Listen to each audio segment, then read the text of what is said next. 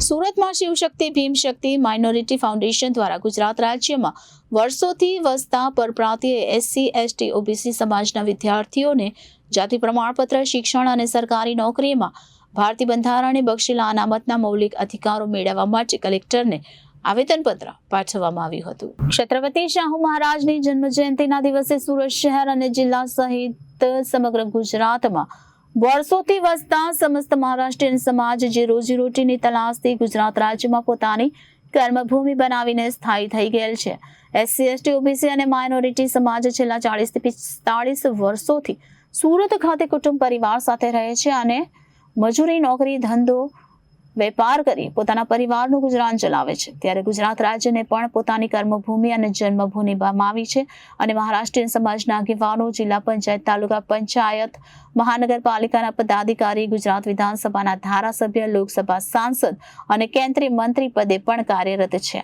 પરંતુ બાળકોના વિદ્યાર્થીઓના હિતમાં ભારતીય સંવિધાનને જે બંધારણીય હકો આપ્યા છે તે હકોથી વંચિત આ બાળકોને જાતિ પ્રમાણપત્ર નહીં મળતા હોવાને લીધે શિક્ષણ અને નોકરીમાં મળતા અનામતના લાભોથી વંચિત રહે છે। ત્યારે સુરત કલેક્ટરને આવેદનપત્ર આપીને માંગ કરી છે કે આ તમામ લોકોને શિક્ષણ ક્ષેત્રે નોકરી ક્ષેત્રે લાભ મળે અને વધુમાં આગેવાન સુરેશભાઈ સોનવણે જણાવ્યું હતું કે હાલના મંત્રી CR પાટીલ અને ગુજરાતના મુખ્યમંત્રી નરેન્દ્રભાઈ મોદી હતા ત્યારે આ અંગે રજૂઆતો કરી હતી અને ત્યારના મુખ્યમંત્રી નરેન્દ્ર મોદી અને CR પાટીલે આશ્વાસન આપ્યું હતું તે આજ દિન સુધી તેનું અમલીકરણ કરાયું નથી અને તેને લઈને આજે આવેદનપત્ર આપીને આ બંધારણીય હક નહીં મળે તો આગામી દિવસોમાં આંદોલન કરવાની ચીમકી પણ ઉચ્ચારી હતી।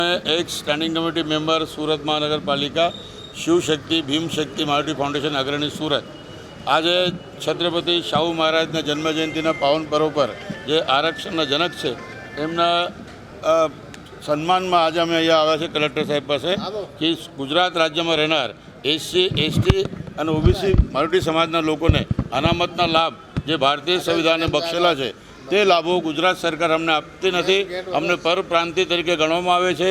અમને કે ભાઈ તમે બહારના છે આ લાભ અહીંયા મળશે નહીં, પરંતુ અમારે ગૌરવ સાથે કહેવું છે કે છેલ્લા 50 વર્ષથી અમે ગુજરાત રાજ્યને પોતાની જન્મભૂમિ કર્મભૂમિ બનાવી છે।